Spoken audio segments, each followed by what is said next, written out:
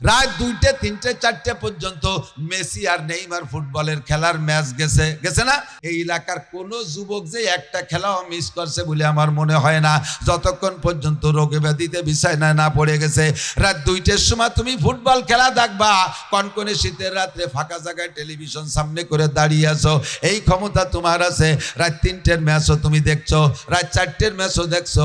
ওই 4টের ম্যাচ দেখবা বিদায় আগে যে ঘুমাইছো তাও ঘুমাই নাই, একেবারে সন্ধ্যা রাত থেকে ম্যাচ পর্যন্ত শেষ পর্যন্ত দাঁড়িয়ে আছো।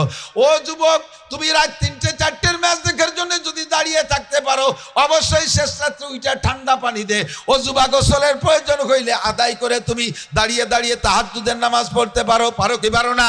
দাঁড়িয়ে তাহাজ্জুদের নামাজ পড়তে পারো। প্রমাণ হলো তুমি রাতের বেলায় রাত 3টে পর্যন্ত দাঁড়ায় টেলিভিশন দেখেছো। ও যুবক, তুমি বসে বসে কোরআন শরীফ পড়তে পারো সারা রাত, তার প্রমাণ হলো রাত 2টে 3টে পর্যন্ত ফেসবুকে কয়জনে বসে বসে গেম খেলছো, মোবাইলের মধ্যে ফেসবুক দেখছো, আর দুনিয়ার নোংরা ছবি তুমি দেখছো। এগুলো যেহেতু মোবাইলের মধ্যে তাকায় তাকায় দেখতে পারো, অবশ্যই তুমি কোরআনে কারীম ও তিলাওয়াত করতে পারতা।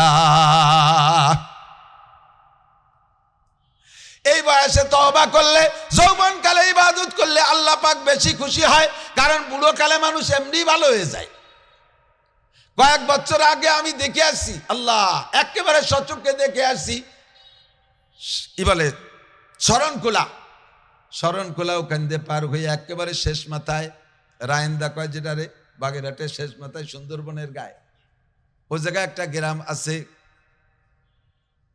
ওই গ্রামে মাহফিলে গেছি, মনে নাই, ওখান থেকে 3টে বাঘের মাথা একবার ধরা পড়ছিল। ওরা বাঘ ধরে জবাই দিয়ে বাঘের মাথা বিক্রি করছে।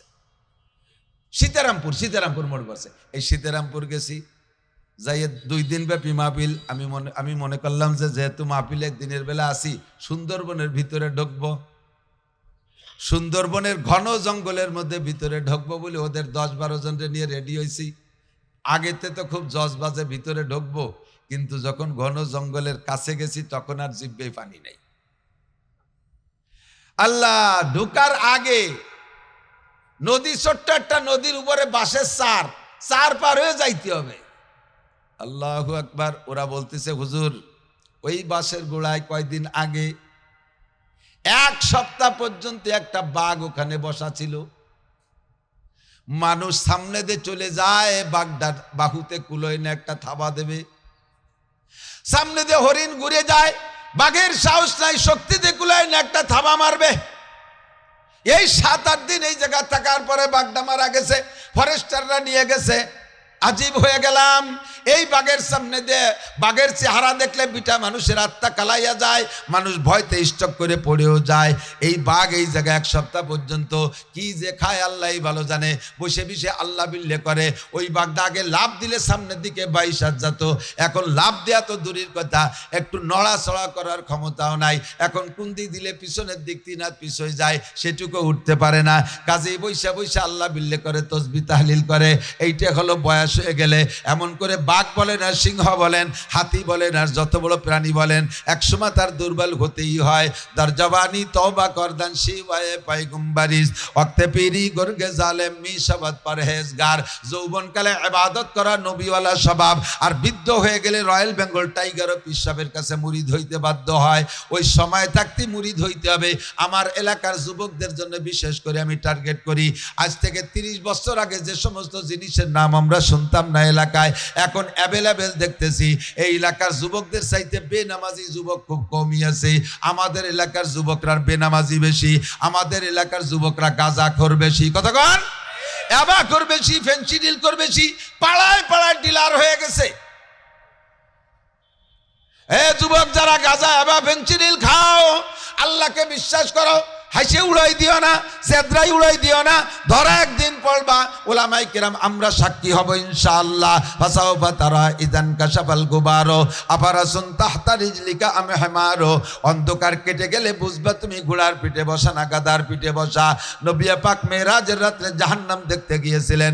জাহান্নামের ভিতরে গিয়ে দেখে এক শ্রেণীর নারীদের হাতে হ্যান্ডকাপ দিয়া জাহান্নামের মধ্যে ঝুলানো আছে, নিচের থেকে আগুন যে তাদেরকে তাপ দিচ্ছে, তাদের সারা গা খসে খসে পড়তেছে গইলা গইলা। আর এই নারীরা পানি চাইছে আল্লাহর কাছে, ঠান্ডা পানি। আল্লাহ পাক তাদেরকে এমন ঠান্ডা পানি দিয়েছে যেই ঠান্ডা পানি খেয়ে ভিতরটা পর্যন্ত জমাট বেঁধে গেছে। এবার চিৎকার মারতেছে, আল্লাহ চাইলাম তোমার কাছে পিপাসা নিবারণের জন্য ঠান্ডা পানি, এত ঠান্ডা তো চাইলে সহ্য করতে পারছি না। কাজেই রব্বানা আশরিবনা শাইয়্যাম মিন মাইন হামিম, আল্লাহ মেহেরবানি করে একটু গরম পানি দাও। 70 লক্ষ বছর পর্যন্ত চাইতে থাকবে, একবার চাইলেই গরম পানি পাবে না। 70 লক্ষ বছর পর্যন্ত গরম পানির জন্য চিৎকার মারতে মারতে সর্বপ্রথম যে গরম পানি দেবে এইটা পেয়ালায় করে গ্লাসে করে বালতিতে ভরে পান করতে দেবে না। সুব্বু ফাওকা রাসিহিম হামিম, এদের মাথায় গরম পানি ঢেলে দেবে। এই গরম পানি কোরআন শরীফের আয়াতের তরজমা দোস্ত, এই গরম পানিতে সারাটা গা ফুসকা হইয়া ঠুসা পড়িয়া পুজে সম্পূর্ণ ভরপুর হয়ে যাবে।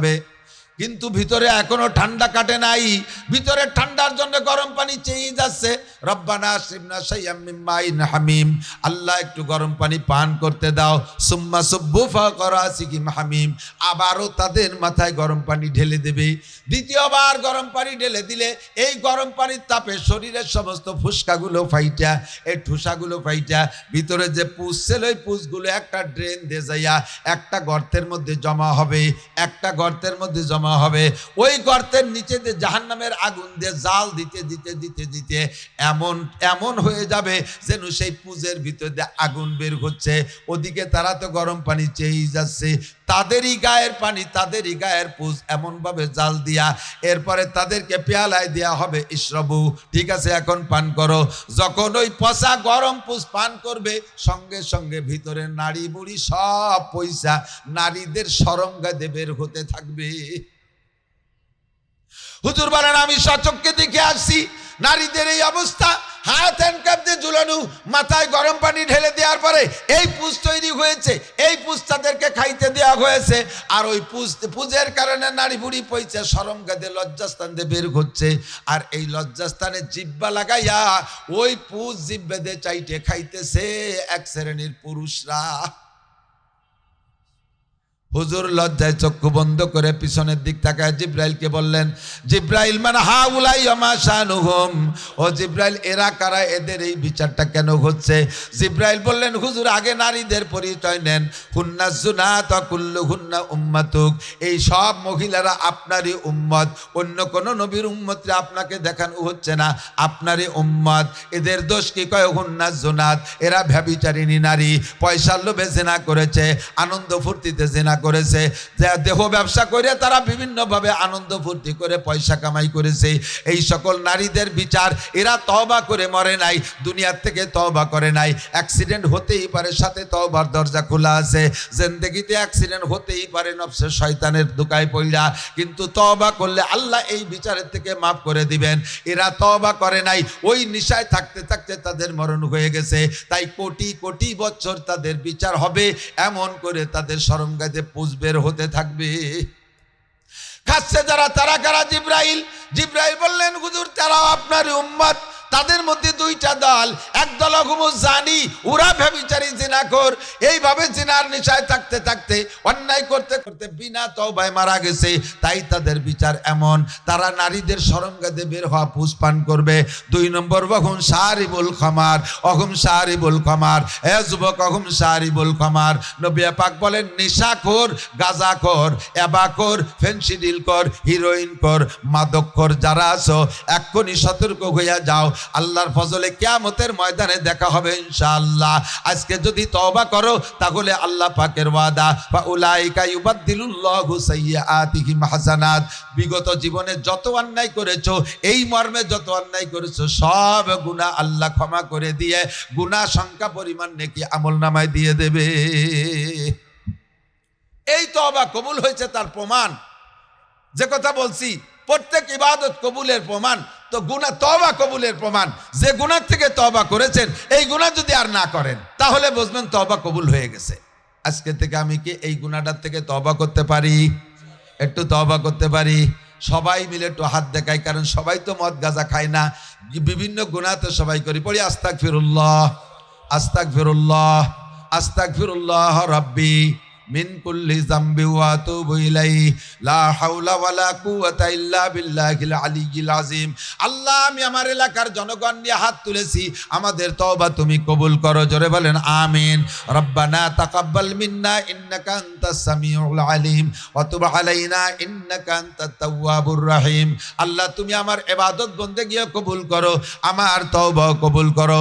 যারা সুদের মধ্যে আছেন, আমার দিক সুদের কারবারের মধ্যে যারা আছেন, সুদ দিচ্ছেন অথবা সুদ খাচ্ছেন, সুদখোর আছে না নাই? কথা কোন আছে? পাবলিক সুদখোর আর সুদ যারা খায় এদের সিস্টেম আলাদা।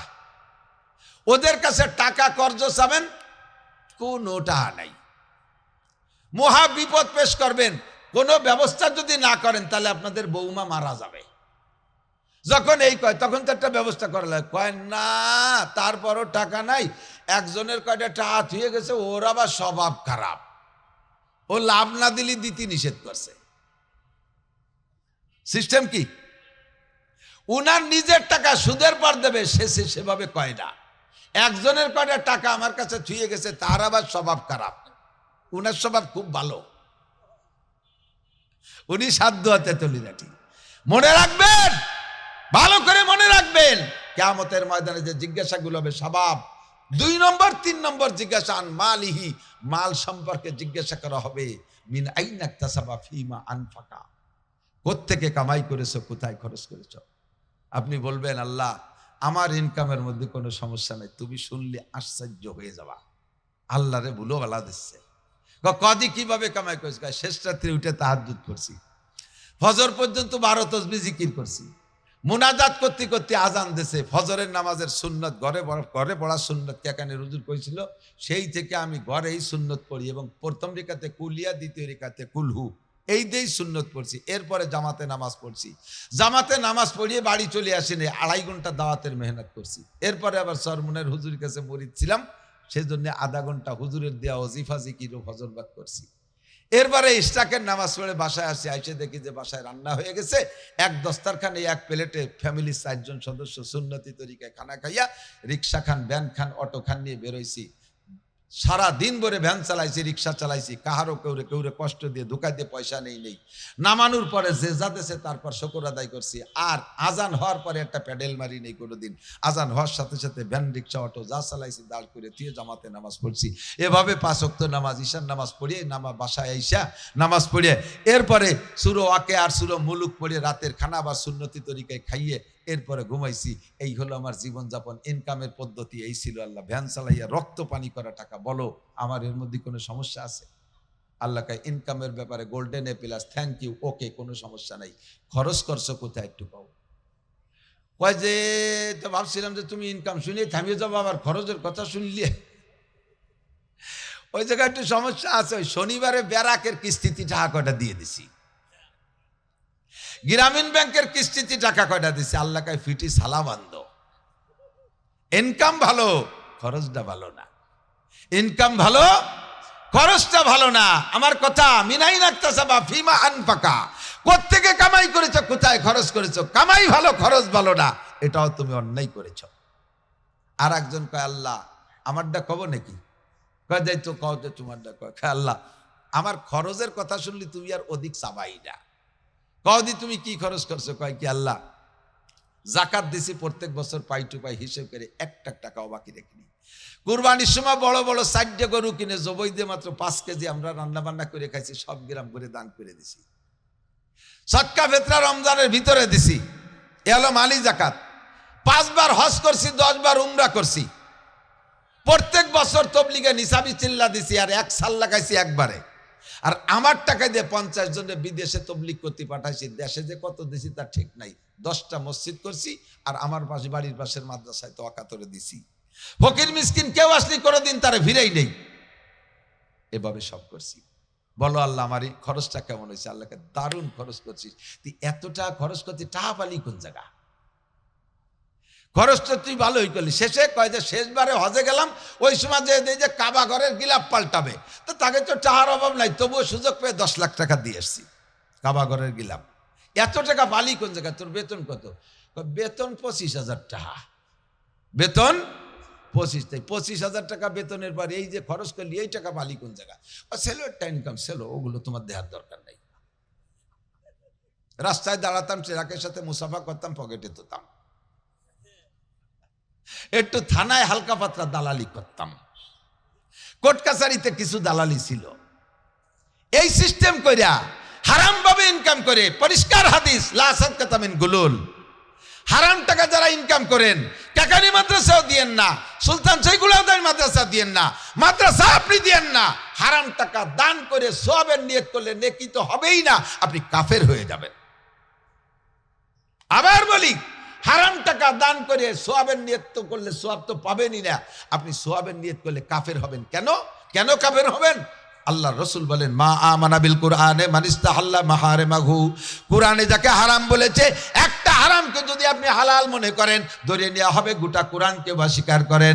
আর কোরআনকে অস্বীকার করা মানে আল্লাহকে অস্বীকার করা, আর আল্লাহকে অস্বীকার করা মানে ওই লোকটা মোমেন না কাফের? একটু সবাই বলেন, মোমেন না কাফের? যে কোনো হারামকে হালাল মনে করা, তাতে ঈমান নষ্ট হইয়া যায়। আপনি হারাম মাল দান করবেন না, হারাম মাল দান করবেন না। অনেকের হালাল হারাম দুই প্রকারের ইনকাম আছে, আমরা তো ওভাবে জিজ্ঞেস করে কালেকশন করতে পারি না। আমরা যে কাকা হালাল টাকা থাকলে দেন, হারাম থাকলে দিয়েন না, তাহলে তার একটু অপমান করা হয় না? তাহলে আমাকে টাকা দেবে না কেউ কোনো দিন। এখন আপনারা এখন যে আপনার দিয়ে পাইকারি ধরে নেন, তা হালাল হারাম তো একটু জিজ্ঞাসা করে নেন না। আমরা এ জায়গায় আপনার প্রতি সুধারণা করে নেই। আপনার তো ন্যায্য বেতন 25,000 তো আছে, ন্যায্য বেতন 25,000 আছে, আর হারাম টাকা মোটা মোটা কামাই করতেন 25 লাখ। আমরা আপনার কালেকশন করি আপনার কাছ থেকে, আমরা ধরে নেই ওই হালাল 25,000-এর পদ্ধতি আমরা নিচ্ছি।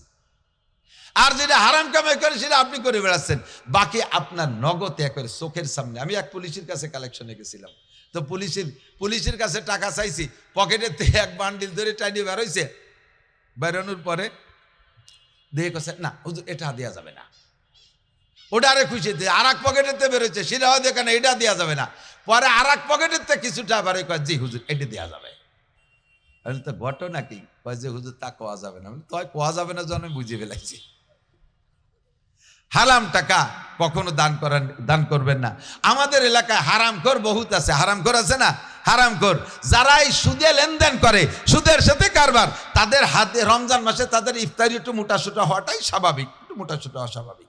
আর কিছু হালাল বান্দা আছে যাদের ইনকাম হালাল আছে, তারাও মোটা পয়সা কামাই করে, তারাও খায় না তা না, একসাথে সবাইরে দোষারোপ করতেছি না, কিন্তু এই হারাম টাকা কামাই করে মোটা মোটা ইফতারির দাওয়াত দেয়, যাক ধরে সেদিন যাবেন। যদি জানেন যে তার আয়ের উৎস হালাল আর কিচ্ছু নাই, একমাত্র হারাম পন্থায় সে কামাই করে, তাহলে তার ইফতারি বয়কট করবে, তার ইফতারি বয়কট করবে।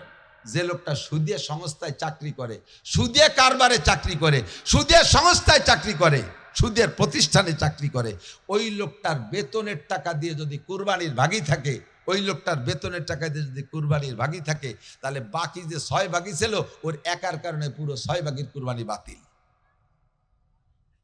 যদি তারা জানে যে ওর টাকা হারাম, জানি সুদে যদি দেয়, তাহলে হারাম তো হারামি, প্রতি এর বিনিময় কিছুই পাবে না। আর যদি না জানে এই 6 জন যে উনার টাকা হালাল না হারাম তা তো জানি না, কিন্তু উনি গোপনে হারাম টাকায় দিয়ে ভাগ রয়েছে, এটা আপনারা 6 জন জানেন না, আপনাকে কুরবানি আপাতত বাতিল। কিয়ামতের ময়দানে ওই লোকের কাছ থেকে আপনাদের 6 জনের কুরবানির নেকি আদায় করে দেবে আল্লাহ। ওর অন্য যে নেকি কিছু আছে সেখান থেকে আপনারা পুরোই দেবে, বাকি আপনাদের কুরবানি বাতিল। বুঝে শুনে এই জন্য ছোট দেন, একা দেন, একটা ছাগল দেন, বিশাল বড় গরু 4-5 জনে দিয়েছেন, কার টাকা হালাল কার টাকা হারাম তার কোনো খবর আপনার নাই, বাস এর ভিতরে সমস্যা হতে পারে, এই জন্য আপনি ছোট দেন, একা দেওয়ার চেষ্টা করেন। একটা গাই দেন, কে কি বলে মগলা একটা গাই দিছে, আরে আমি আমার মগলা গাড়ির মধ্যে 30,000 টাকা, 30,000 টাকায় 100% হালাল, 100% হালাল। তুই ব্যাঙ্গাবি আর ব্যাকসাবি, হতে আমার কিছু আসে যায় না, কথা কোন ঠিক না। হালাল উপার্জন থেকে আমি সদকা করব। যা বলতে চাইছি সেটা হলো আন মালিহি মিনাইন ইকতাসাবা ফি মান ফাকা, সুদে কারবার যারা করতেছেন আজই তওবা করেন, আজই তওবা করেন। সুদে কারবারের মধ্যে যারা আছেন, দিচ্ছেন বা নিচ্ছেন, যদি তওবা না করেন তাহলে কয় প্রকারের গুনাহ জানেন? সুদের ভিতরে 70 প্রকার গুনাহ।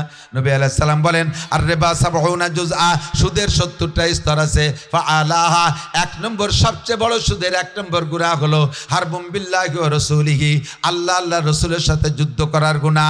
একজন মানুষ আল্লাহ আল্লাহ রাসূলের সাথে যুদ্ধ করার ক্ষমতা রাখি না। নমরুদ আল্লাহর সাথে যুদ্ধ করতে যে ব্যর্থ হয়েছে, ফিরাউন খোদাই দাবি করতে যে মার খেয়েছে, সাদ্দাত খোদাই দাবি করে মার খেয়েছে। আল্লাহর সাথে যুদ্ধ করে কেউ টিকতে পারে না, আমি আপনিও পারবো না। 1 নম্বর গুনাহ হলো আল্লাহ আল্লাহ রাসূলের সাথে যুদ্ধ করা। আর সবচাইতে ছোট্ট গুনাহ, আমার ভাই বন্ধুরা, আমার দেশের মানুষ একেবারে ইম্পর্টেন্ট কথা মনে রাখবেন, সবচাইতে ছোট্ট গুনাহ যেটা 70 নম্বরের ছোট গুনাহ, মাঝের গুলো হাদিসের মধ্যে আসে নাই। সবচেয়ে বড়টা বললেন আল্লাহ আল্লাহ রাসূলের সাথে যুদ্ধ করা। আর 70 নম্বরের ছোট গুনাহ সুদখোর এবং দাতা, সুদখোর এবং দাতা উভয়ের জন্য 70 নম্বরের ছোট্ট গুনাহ হলো আপন মায়ের সাথে জিনা করা।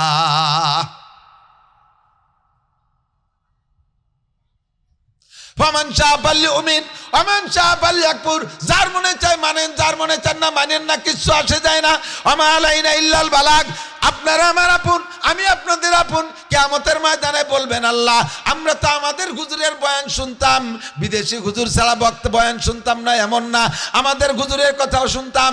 অন্য জায়গার হুজুররা ভয়তে ভয়তে অনেক কথা বলতো না, আমাদের হুজুর যা বলতো তা তো শুনতাম। তাই আমি আপনাদের অভিযোগ থেকে বাঁচার জন্য আমার জিম্মাদারি আমি খালাস করে গেলাম। ওয়া মা আলাইনা ইল্লাল বালাগ, যার মনে চায় মানেন, যার মনে চায় না মানেন না। হারাম করে দোয়া কবুল হয় না। আপনি যদি সুদে লেনদেনে থাকেন, আপনি কোনো বিপদে পড়ছেন, আর এই মাদ্রাসায় হাফেজ সাহেব হুজুরের দায়িত্ব দিয়েছেন, হুজুর আমাকে বিপদ থেকে উদ্ধারের জন্য দোয়া করবেন, আল্লাহর কসম হুজুরের দোয়া আপনার জন্য কবুল হবে না, হুজুরের দোয়া আপনার জন্য কবুল হবে না যতক্ষণ পর্যন্ত হারাম উপার্জন, হারাম আয় ব্যয় থেকে আপনিকে নিজে পরিচ্ছন্ন না রাখতে পারবেন। আমাদের দোয়া কবুল না হওয়ার কারণ এইগুলোই। কোরআনে কারীমের ভিতরে আল্লাহু আকবার, আল্লাহ বলেছেন উদউনি আস্তাজিব লাকুম, দোয়া করো দোয়া কবুল করব। এত দোয়া করি দোয়া কবুল হয় না, কারণ কি? অন্যতম কারণ হলো 90% মানুষের রিজিক হারাম। টুকায় দেখেন কোনো না কোনো ভাবে 10% রাখছে আল্লাহর বান্দাই জামানায়, সমিতির সাথে জড়িত, নামাজ পড়ে, নামাজি মানুষ, 5 ওয়াক্ত নামাজ পড়ে মসজিদি, তাও সে টাকা লাগায় দেয় সুদির পর। তার থেকে টাকা নিতে গেলে সে কর্জ দেয় না। আর কর্জ দেবেই বাকি। আর একটা কথা এসে গেছে, কর্জ নিলি তার টাইম মতো শোধ দেয় না, এই হলো আর এক জ্বালা। আমার মনে হয় সুদে কারবার বাড়ার কারণ এটা একটা কারণ, যে কর্জ নিলি টাইম মতো দেয় না। ঠিক আছে, তোর কাছে যে কয় বছর দরকার হয় থাক, মাসে 1000-100 টাকা দিস। এই সুদে বুঝাবো আর হয়তো যথা তাড়াতাড়ি পরিশোধ করতে চাই, তবে এটাও এই কৌশলও জায়েজ নেই। এর থেকে তওবা করব। আপনি আজকে তওবা করেন সুদের থেকে, লেনদেন থেকে, আপনার তওবা কবুল হয়েছে প্রমাণ যদি জীবনে আর কোনোদিন এই সুদে কারবার না করেন। ও যুবক, আর একটা কথা বলে শেষ করে দেব, তামুতুনা কামা তাহয়াউন ওয়া তুহশারুনা কামা তামুতুন। তোমার জীবনযাপন যেমন হবে মরণ তোমার তেমন হবে, জীবনযাপন যেমন হবে মরণ তোমার তেমন হবে। আর মরণটা যেই অবস্থায় হবে, যেই চেহারায় হবে, হাসরের মাঠে উঠবা তুমি আল্লাহর সামনে সেই চেহারায়। তুমি যদি পাছা বের করা প্যান্ট পরে জীবন যাপন করো, ওই অবস্থায় যদি তোমার মরণ হয়, যদিও তোমার কাফন পরানো হবে আলাদা কাপড়ে, কিন্তু মরণ হয়েছে যেই বডিতে, যেই পোশাকে, ওই অবস্থায় তোমার হাসর হবে।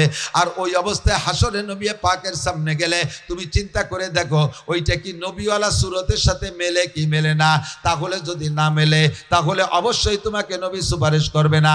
দাড়ি কাটা অবস্থায় জীবনযাপন, দাড়ি কাটা অবস্থায় তোমার মরণ, দাড়ি কাটা অবস্থায় জীবনযাপন, দাড়ি কাটা অবস্থায় তোমার মরণ। ওই অবস্থায় দাড়ি কাটা অবস্থায় হাসরের মাঠে উঠবা। যত বেদাড়ি মুসলমান আছে, একজনকে আল্লাহ নবী প্রথম চান্সে সুপারিশ করবে না।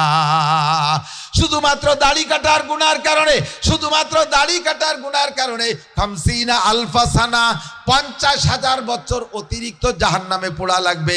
50,000 বছর অতিরিক্ত জাহান্নামে পোড়া লাগবে। একটু বিশ্বাস করেন বাবা, একটু বিশ্বাস করেন আমার ভাইয়েরা, একটু বিশ্বাস করেন আমার বাপ চাচারা। অনুরোধ করি, হাতে ধরি পায়ে ধরি, দাড়িতে সম্মান বাড়ায় ছাড়া কমায় না।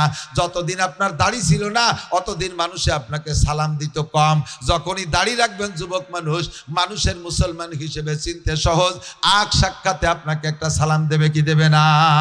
প্যান্ট শার্ট টাইকট পরা অবস্থায় আপনাকে সম্মান শ্রদ্ধা করে না, সালাম দেয় না। আর আপনি জামা জুব্বর সুন্নতি পোশাক থাকলে আলেম উলামারা পর্যন্ত আপনারে সালাম দেবে, সাধারণ পাবলিকে আপনারে সালাম দেবে, আর সালামের মানে হলো আল্লাহর কাছে রহমতের দোয়া।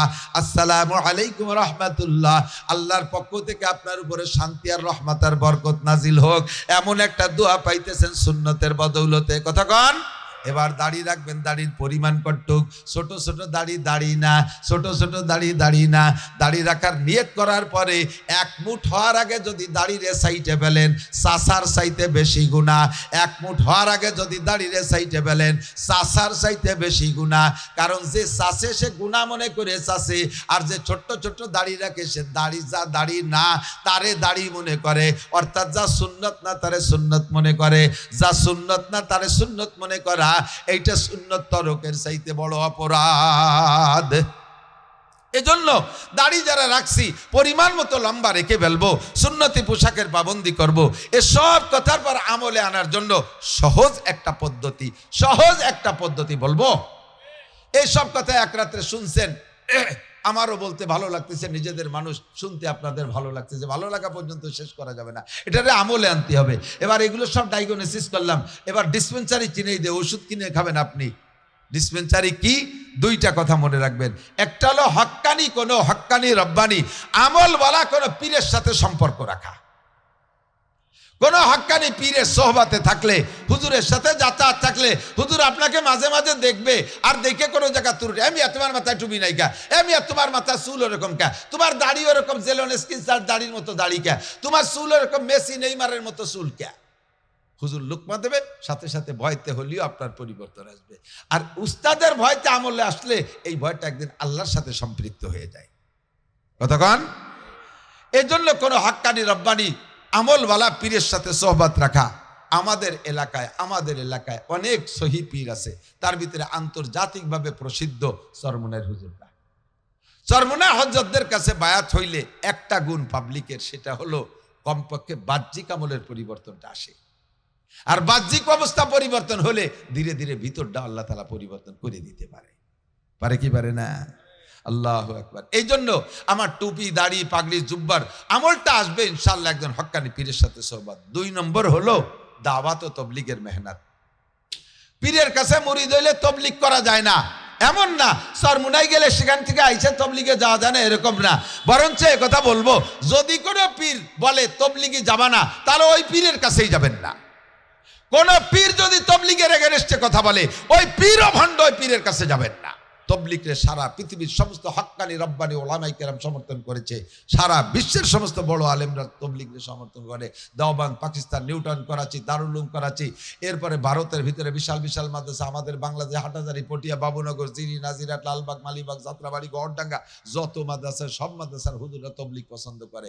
যদি কোনো পীর তবলিগের বিপক্ষে কথা বলে, বুঝবেন যে ওইটা ভণ্ড পীর।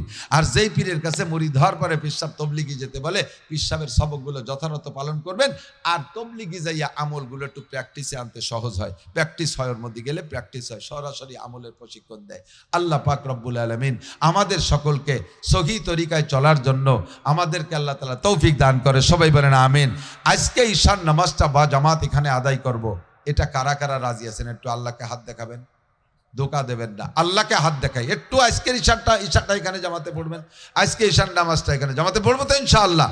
বড় জামাতে, মুবারক জামাতে নামাজ হবে। আর আমরা স্থানীয় যারা তবলিগ করে তাদের সাথে সম্পর্ক রাখবো। আমাদের প্রাণপ্রিয় কেকানিয়া মাদ্রাসা, আমাদের প্রাণপ্রিয়, আমরা সাইরিয়াবাই মাদ্রাসার ছাত্র, হুজুর আমাদের সাইরিয়াবাইর উস্তাদ, আর হয়তো আমাদের ছেলেদেরও উস্তাদ হয়ে যাবে ইনশাআল্লাহ। আমার ছেলেরা তো হাফেজ হয়ে গেছে, অন্য যাইতে পারে এখন। তো মাশাআল্লাহ, আমরা এলাকার হাজার হাজার ছাত্র, সারা বাংলাদেশ না সারা পৃথিবীর যত দেশে আলেম উলামা গেছে, এই কেকানিয়া মাদ্রাসার ছাত্র সে জায়গা আছে। আমরা মন দিয়ে মাদ্রাসাকে ভালোবাসবো, মাদ্রাসাকে খেদমত করব, অর্থ দিয়ে সাহায্য করব। রাজি আছি তো ইনশাআল্লাহ? হুজুরের এই প্যান্ডেল মাইক টাইক জড়ায় যে খরচটা হয়েছে, আমরা এত মানুষ যদি 100 করে টাকাও দেয়, তাও কিন্তু এই খরচটা হয়ে যাবে ইনশাআল্লাহ, এই খরচটা হয়ে যাবে। এটুকু আমরা দিতে পারবো না ইনশাআল্লাহ? উঠবেন না, 2 মিনিট মাত্র 2টা মিনিট সময় দেন। ছাত্ররা একটু ভিতরে যাবে, একেবারে নগদ হাত কালেকশনে ছাত্ররা একটু ভিতরে যাবে। ছাত্ররা কই? আসো ছাত্ররা, আসো, নেমে পড়ো, যাও ছাত্ররা।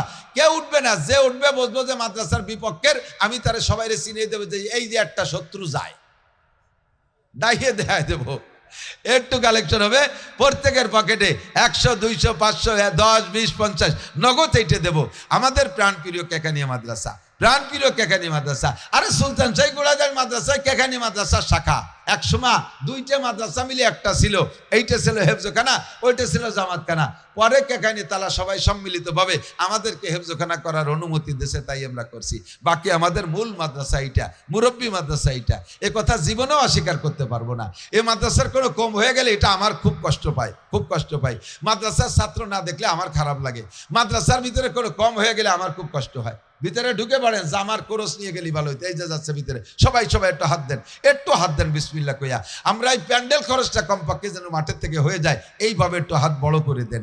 500 1000 2000 টাকা, 100 200 টাকা, 50 টাকা, কমপক্ষে 50 টাকা। আর যার কাছে না আছে, কম আছে, যা আছে তাই দিয়ে দেবেন। কমপক্ষে আমরা এই প্যান্ডেল খরচটা দিয়ে দেয়। এই প্যান্ডেল করতে যথেষ্ট খরচ, 35-40 হাজার টাকার নিচে প্যান্ডেল হয় না, এটা আমরা করে জানি। আল্লাহ পাক তৌফিক দান করুন।